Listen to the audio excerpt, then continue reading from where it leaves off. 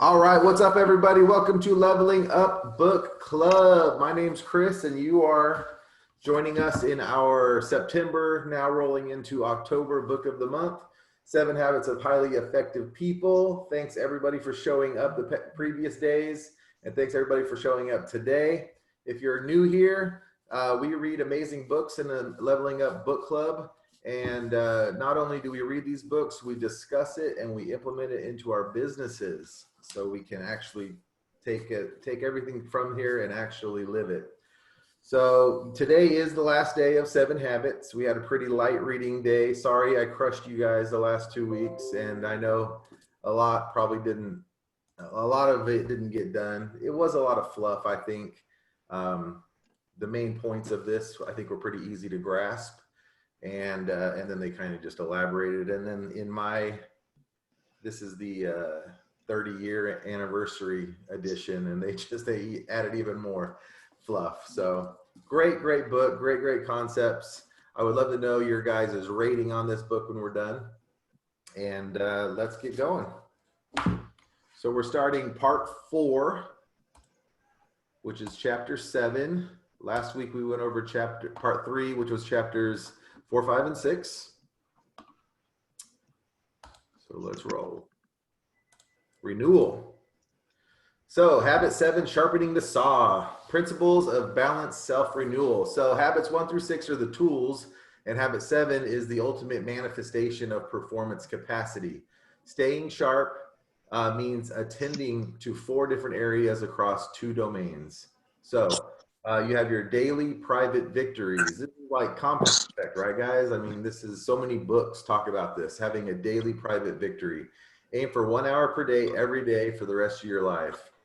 And you want to focus on physical sharpness, which is exercise, nutrition, rest, relaxation. Mental sharpness, which is reading, visualizing, planning, writing. Spiritual sharpness, value, clarification, and commitment, study, and meditation. That's our private. There's a lot of great books on this, like Miracle Mornings. How do you guys do this? Who participates in daily private victories, and what do you do? What's your process? I mean, you said it already, Chris. I mean, with Miracle Morning, it's just such a good book. It's so, like, you could just copy and paste it into your morning. You just got to kind of create time, and it's so easy. Definitely takes time to, create the habit of it, but, I've been doing it for, I don't know, 6, 7 months now. Yes, it's amazing, right? Mm-hmm. It's easy to get off track, but once you're on, man, you are sharp. It is awesome. Physical, getting your heart pumping in the morning, reading, thinking. Guys, just actually thinking about your week. Just thinking about what are some of my goals? What are my long term? What are the steps I can do to work towards those goals? Just thinking about that every day and actually putting time into yourself. I mean, think about it. It's 1 hour a day, 1 out of 24, 1 out of 16 if you count sleep. 1 out of 16. Is your personal well-being valued at 1/16 of your day? I hope so. Next, daily public victories. So it doesn't need explicit time, but it does need practice. You need social and emotional sharpness, service, empathy, synergy, intrinsic security. So here's a little bit with physical sharpness. Exercise for 3 to 6 hours per week. Start slowly. The goal of every session is to make it through the next one. Guys, just go to the gym. That's what a lot of people talk about. Just go to the gym. You don't even have to work out. If you go, you're probably going to work out, but just go. Go inside and take a lap and leave if you want. but you're not going to leave, right? What do they say? 80% of it is just showing up, right? Something like that. 60% of the time, it works every time. Next, flexibility. Stretching before exercise to warm up and after it and to release lactic acid. Next, strength, calisthenics. Are you push-up, sit-ups? Weights are a good addition when available. We all know this stuff. Mental sharpness. Read a book a month. Hey, you guys got it, right? Book of the month. So you're reading at least one book a month. I know a lot of you guys listen to books as well. Don't keep it all business if you can, you know, read for pleasure, read for leisure. And if you want to read faster, if you want to get good at reading books, read Limitless, buy the course, or hit me up and I can probably help you with that offline. He has a speed reading course. I've like tripled my speeding since we read that book, and I wasn't a slow reader before. But again, I didn't like physically reading because I was slow. I like listening because that's fast. But I think you take in more when you have a physical book. So you're already reading a book a month. Start listening to a book a month, and then it's going to turn into every 2 weeks, and then a book a week. And imagine. If you go, if you see my post from today, my Facebook post, I asked for book suggestions. Like, guys, go look at those books. There are dozens and dozens and dozens of them. I've never even heard of half of them, and they're probably really amazing books. So if you could fit, you're already on 12 a year, right? You're going to read 12 books a year. So what if you could double that, 24, double that, 48? Good stuff. Visualize and plan. Exercise the first 3 habits, especially weekly planning. Do you guys have your journal? Do you have your weekly journal? Are you forecasting? What are some of my important tasks this week? What are my most important meetings? What do I want to accomplish this week? One thing that we do with my accountability group, what's your one thing? Which is another great book by Gary Keller, J. Papasan. One thing. What is the one thing where if you accomplish that, it sets everything off? Right? What is your one thing? And that one thing is almost always going to be a very high dollar activity because you're going to give everything else away.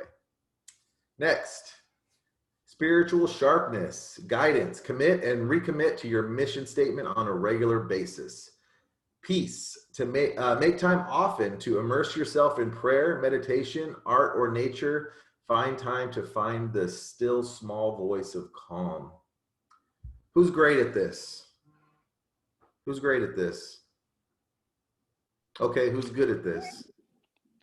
It's something that I kind of do, like with the morning ritual. I kind of take like an hour every day, and I live in a pretty nice neighborhood with like a lake, and I walk around the lake every day. I take like an hour and I do that. So it's kind of a workout for one, and it's also like, I used to listen to podcasts or music. Now I just go, but just to like be out in nature and just enjoying it, like that's like how my mornings start, and I love it. Beautiful. That's a great tip, Pat. Unplug, guys. I mean, maybe at the gym you want to zone in, but yeah, when you're out there in nature, unplug, you know, because your brain is just working. Let it have a break, you know, let it take in what's in front of you. That's a really good one. Who else meditates? So I have this ritual. Every morning as I wake up, I write in my gratitude journal. That's big for me. That's a non-negotiable for me. And in the gratitude journal, I not only thank the universe or God, if you're a believer, for the gifts that or the blessings he's given me, but also for the things that haven't happened yet, because I'm putting it out there. I want to see things manifest for me. And I also do it right before going to bed. So it's a way of, in the morning, first thing in the morning, you reconnect, you connect with yourself and the universe. And then at night, instead of having the phone in my hand or doing things that are going to distract me and not give me a good night's rest, I also do my gratitude journal right at bedtime. I love it. So you're grateful for whatever you're grateful for when you wake up and when you go to bed. I imagine that helps with your sleep. Yes, it's very impactful, and it helps me rest well, and knowing that a higher power above me has my back pretty much. And so it just gives me inner peace. That's fantastic. I've always been one that struggled with the whole God thing, right? God, universe, whatever it is, you know, just letting go though, you know, and not having to be right can be a real blessing. Who else? I do something a little bit similar to where I'm trying to be a little bit more consistent with it, but I have like a little gratitude jar. So I just try to fill out a couple stickies a couple times a week. what I'm grateful for, and just it's always good to kind of look back maybe after a year. And then I also try to meditate for at least 5 to 10 minutes a couple times a day. But same thing, I'm just trying to be more consistent with it as well. That's great, man. So our family has a gratitude jar. So I would love to say it's every time we sit down for dinner, but it's not. But many times when we sit down for dinner, we all write down something on a little piece of paper that we're grateful for, or something great that happened this week.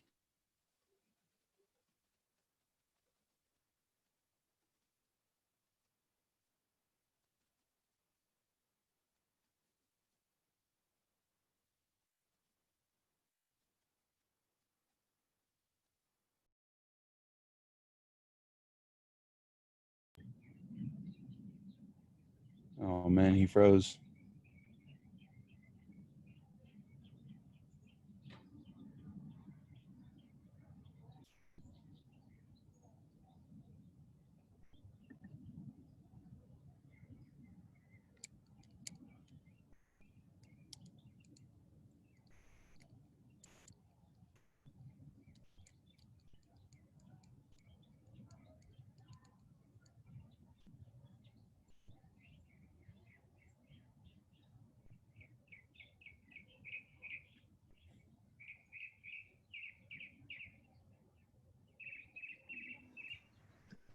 Oh, he's gone.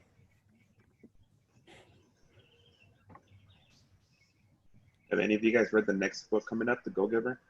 Yeah, I've read it before. It's a pretty awesome book. It's super simple, very digestible. It's kind of gives you like a step by step, but it just tells like this big old story on I mean, I don't want to ruin it for you, but you know, it's a really good book. From Very easy to adopt.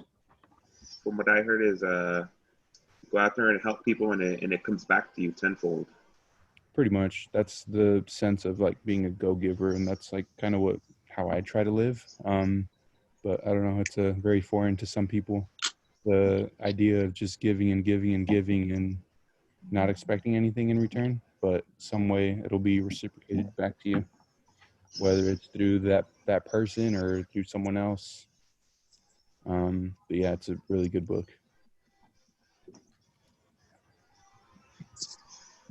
Hey everyone, let's just wait for a minute. I think Chris is about to reconnect.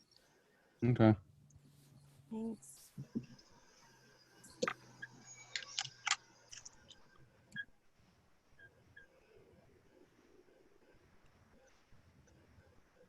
Hey, Elizabeth, if you don't mind, I just had a quick question. So you mentioned at the end of the day you like to do a gratitude, and what was there another thing?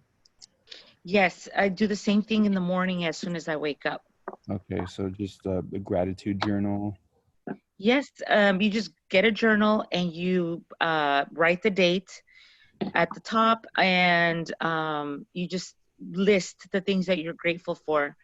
Okay. The friend that got me on to doing this was, she showed me this about 1.5 years ago, and I was really lost. I was like, well, what do I write as far as gratitude? She's like, anything and everything, things that have already happened to you, and things that haven't even happened yet. Oh. Because Okay. you're putting it out there, you know, you're putting out there what you want to see happen. And so even though it's not in your hands yet, it'll manifest at some point. So even putting things that, you know, I'm grateful for this, you know, the closings that are coming up this month or whatnot, things that haven't, you know, again, they haven't happened yet, but you're so grateful for that. Because the way I look at it, it's like, you know, life is like when you go and sit somewhere to eat, right? You go to a restaurant and you order from the menu. You ask you ask for something that's on the menu, right? And so you get what you ask for. Same thing in life. You just, you know, tell life what you want from it, and you'll get it. Okay. There's a lot more to it than that, right? But you know, Yeah. that's the gist of it. No, Elizabeth. Yeah, I would say for me, it's funny because I did that. I was doing like a gratitude journal for like 6 months, and I finally finished it. I ran out of space, so I got a different type of journal, which is not a gratitude one. And I've kind of noticed, like, I prefer just the gratitude journal. I don't know, it just makes me feel good and better. Like, it's good to have this other journal. I'm like, it's more focused on goals, but like, if I just write like what I'm grateful for, I feel like that's like the best way to journal. Right? Yeah. Yeah, And totally.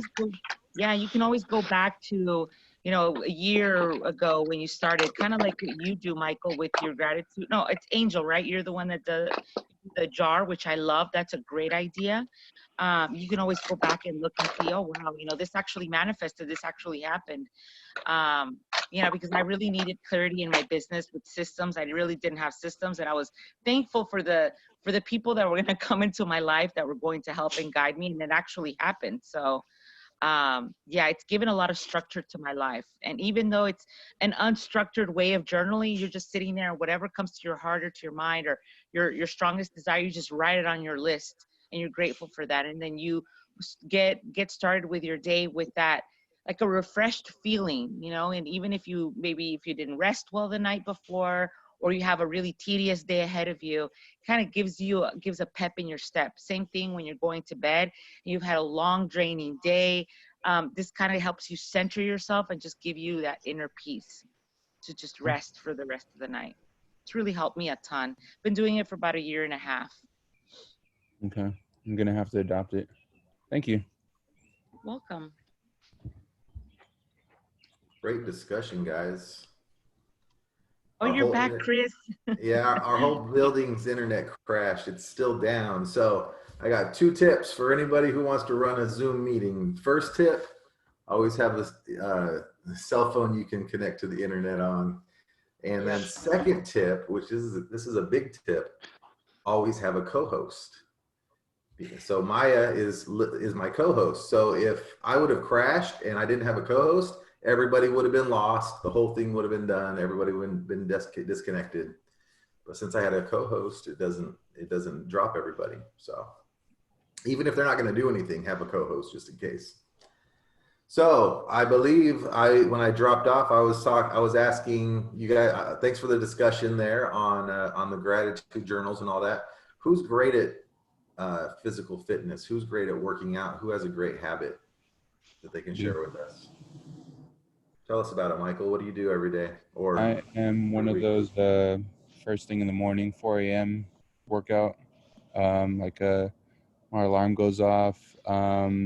This is like an adoption of Atomic Habits, an adoption of like everything that, you know, just all the, you know, for lack of a better term, all the shit that's been thrown at my wall that has stuck. It's just, so in the morning, brush my teeth, got my water bottles right there. Drink the water bottle. I have a gym in my garage. It's a small little gym, but it's got, you know, everything that I need. I'm either doing squats, deadlifts, you know, some kind of barbell related exercise. And then after that, yeah, it's just how I usually start my day with a workout, some kind of heavy resistance training. Awesome. What time do you go to bed if you get up at 4? I try to be in bed at 8:30. It doesn't always work out. Last night was probably like 9:30, 10. So this morning was a little rough, but yeah. See, that was my issue with Miracle Morning. Like, I disagree with them that you don't need sleep. You know, like I completely disagree. I think sleep is vital. I think I don't function without you know, at least like 6.5 hours sleep. So yeah, setting that alarm to go to bed is one thing that one habit that I've been trying to work on, you know, just like, and then not having the phone so I can actually function and then just peacefully sleep. Anybody else great at working out, have a great workout habit they would like to share? I go in and out. So I was awesome for a while. Then I moved in with my girlfriend like 2 months ago, and she's not a morning person. So I stopped getting up early for like the last 45 days, and I probably gained like 8 pounds. So I need to start doing it again. But I like to wake up and do that walk. And then I also have like a little garage that I do workouts in, just like deadlifts, like mini CrossFit. So I'm getting back on that. Yeah, I mean, you can also be a night workout person. You can, you know what I mean? Like, I know a lot of people say it's ideal to do it in the Yeah. morning, but if that's not your personality, having a great late night workout, that could be helpful too. Okay, For, let's go. I was gonna say, for me, I try to go hiking, at least 3 to 4 times a week, whether that's in the morning or the evening. As long as I win the week is the goal. Um, I definitely want to build that consistency, but Nice. get it We're in. lucky. Yeah, we're lucky being in Arizona. There's so many hiking trails and mountains, and every level that you want. You can go be extreme or you can go flat, either way. But yeah, beautiful, beautiful hiking trails. We're lucky. All right. Anybody else want to talk about the physical, the book reading, or the mental or the spiritual? Cool. We'll move forward.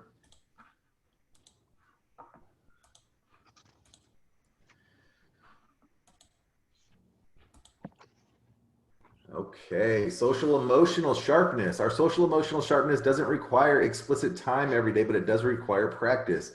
The goal of renewing ourselves socially is to develop meaningful relationships. So, to renew yourself emotionally, you can seek to deeply understand other people. That was a big one for this book, right? Understanding other people, putting yourself in their shoes, making contributions to meaningful projects that improve the lives of others. We all have a little Mother Teresa in us, right?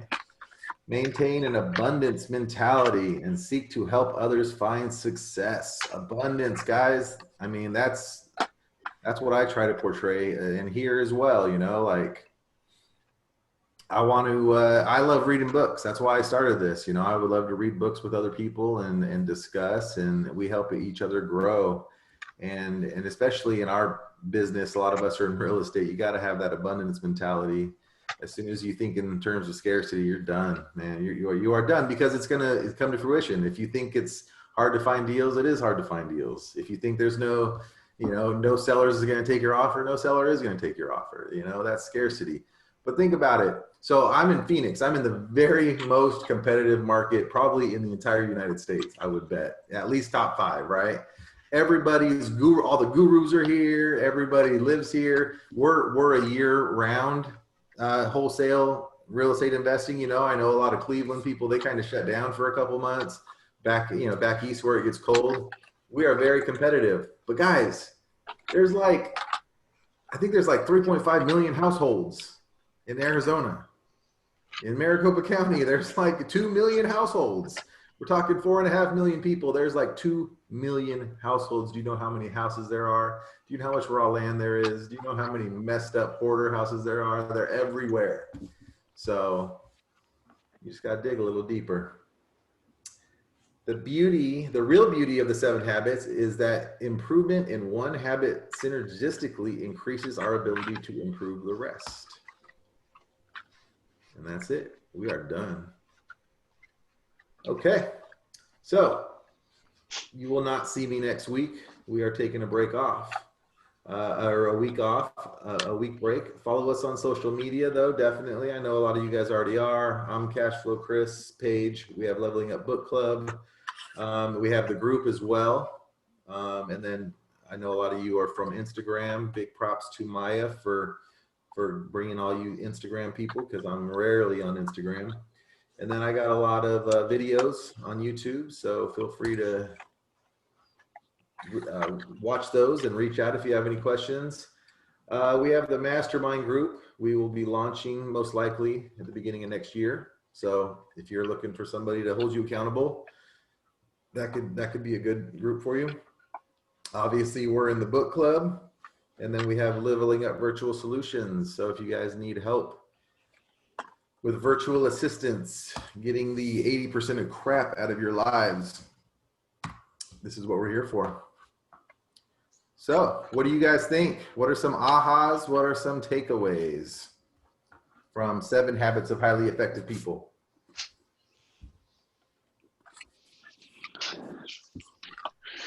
Well, from reading or after reading the book and our discussions, it gives me the idea of you must master a certain basic habits before you can move on to bigger and brighter things.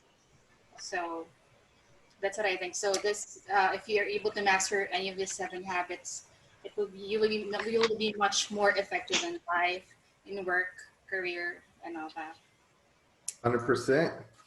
Need to start somewhere. Yes. In the workbook, they have a checkbook so you can check to see where you are on a lot of these things. Highly recommend the workbook. I had a couple things in here I wanted to go over.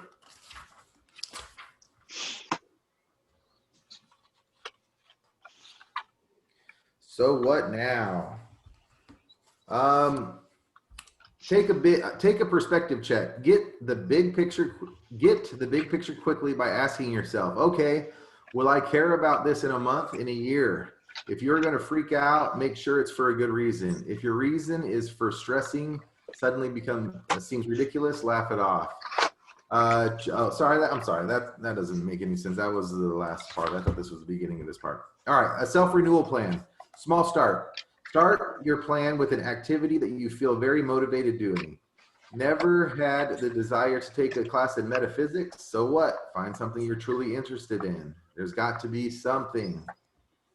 Keep it going. Continue using any successful activity you're already doing for renewal. No need to reinvent the wheel. Yes, if you're good at something, just keep doing it. Take your time, play with different ideas and experiment until you find the right combination of things that work for you. Don't forget that you can combine activities from different dimensions to kill 2 birds at 1 stone. That's atomic habits at work right there. Don't overwhelm yourself. If all your renewal activities fill daily time slots, you could become overwhelmed. Go easy on yourself and don't expect a quick fix. Continually adjust. Very rarely will a plan work forever. Times change, your interests and abilities change. Plan to continually adjust and update your activities. Be self-aware. Your likes, dislikes, and personal style will help you in planning activities which yield your greatest restorative potential. And then I had one more, I believe. All right. Keys to start living the 7 habits. You must have a continual improvement process in your life if you hope to thrive and prosper in an environment of constant change and upheaval. Avoiding the conditions of mediocrity, stagnation, and complacency requires great initiative, vision, and discipline, and can occur only if you are willing to pay the price to achieve this private victory. So to start living the 7 habits, number 1, learn to be still, to meditate, to live with some silence. Ponder your mission statement and unique human endowments. You should also start by making small commitments so you don't get overcommitted. All right. So number 1, be still and meditate. Number 2, continually sharpen the saw and spend time each day renewing the 4 dimensions. Hey, Paul, will you mute yourself? Continually sharpen the saw and spend time each day renewing the 4 dimensions of your life: physical, spiritual, mental, and social. As a part of this self-renewal process, at the beginning of each day, ask yourself the following question. Then think about your mission statement, what you stand for, and your purpose. Number 1, what is it that I want to do today? Number 2, how am I going to deal with my loved ones today? And number 3, how am I going to handle today's challenges? Number 3, this was probably my favorite part: emotional bank deposits. We talked about this last week. So make deposits into the emotional bank accounts of your key relationships and nurture the people you are close to. Success and harmony at home precede all the other successes. If you haven't told your mom you love her in the last day or 2, send your mom a text or give her a call. Tell her you love her. Same with all the other people in your life. Let them know that you appreciate them. Thank you for being you. My buddy Elijah Rubin, he does this awesome thing where every Friday he does like a Mindset Friday, and he sends a text message, like a amazing gratitude text message to different random people in his world. And I've gotten that one, and it's awesome. It feels so good. So, but what feels better is sending that text. and sending that message and letting them know how amazing they are, how much you appreciate them. Spend more time in quadrant 2. We talked about that, right? We talked about the 4 quadrants. Decide what is really important and work on that. Say no to things that are not in quadrant 2 and work on empowering things to free up your own time and energy. So quadrant 2 is important, but not urgent, right? And remember, that's how we are seeing other, you know, that's how we're planning. That's how we're setting the stage. That's how we're setting, you know, getting things done by doing that. Number 5, make sure your mission statement is intact and work on developing a family mission statement. Love that. Take responsibility. Number 6, take responsibility for deciding what your family is all about, then plan and execute according to your priorities. If you are single, do this anyways. Because you're going to manifest, you know, if you want a man or a woman, what kind of man or a woman do you want? What do they like? What do they enjoy? Why are they attracted to you? You know, think about that and you're going to manifest that person into your life. If you think about it all the time, if you never think about it and you only think about, again, scarcity mindset, oh, all the good ones are gone. There's nobody out there. Woe is me. Of course, you're never going to meet anybody, right? You're going to attract what you want. So don't put it out that you want to be lonely and you know, attract that person. Number 7, regularly review the 7 habits and teach them to others, such as family members and work associates. Invite people to the book club. Number 8, be patient and kind to yourself in the process. However, realize that to make these habits and principles a part of your life, you must pay the price by actually living them rather than merely understanding them intellectually. To help with this, I highly recommend, what's Jocko's book? Extreme Accountability? Extreme Ownership. That's what it is. Jocko. And the Audible version is awesome because they dive a little bit more. Same with Goggins, right? Definitely got to read Goggins' book. I mean, you guys want to be motivated? That guy's insane. So, okay. So now we're really going to put a pin in this book. Anybody got anything else? Any final thoughts before we do our book giveaway? What do you rate it? How many stars out of 5? 4. 4. We got a lot of 4s coming. Mm-hmm. Was anybody disappointed in the book? I thought the message was great. I thought it was too thick. It was too much fluff for me. But again, the principles are fantastic. Okay. Let's give away a book.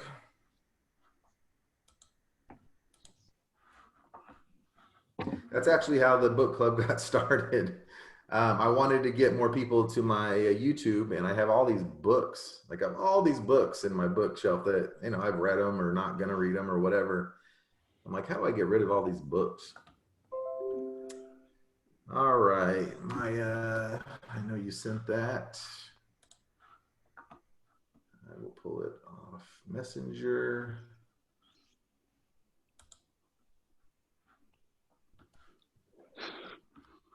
What do you guys think about the Go-Giver for our next book?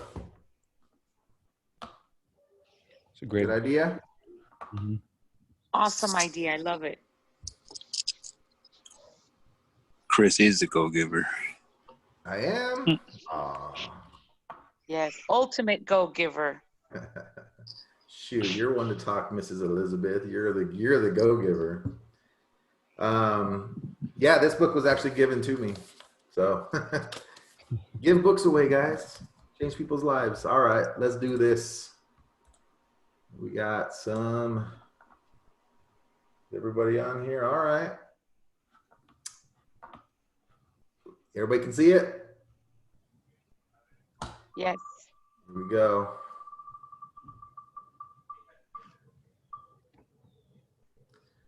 Lucky Elizabeth. There we go. Oh my goodness. All right. So in spirit of giving forward, I'm going to give it to somebody else in the book club. Is that okay? Sure. All right. So let's spin I'm gonna- again. But you know, Oh, do you want to pick? Hold on. No. Hold on. I want to pick. There, I you want to pick. pick. I want to pick. Michael, I'm going to gift this book to you. Do you have it already? I do. You do. Oh my gosh. Okay. All right. How about Well- Angel?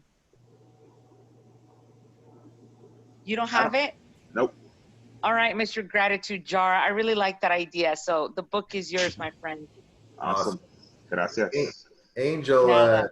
Maya will reach out to you and get your address, and we'll send you this book. So, you know what? I'm not gonna have a. Usually we have a book intro. So instead of the book intro, we're just gonna advertise like crazy. We're gonna take next week off.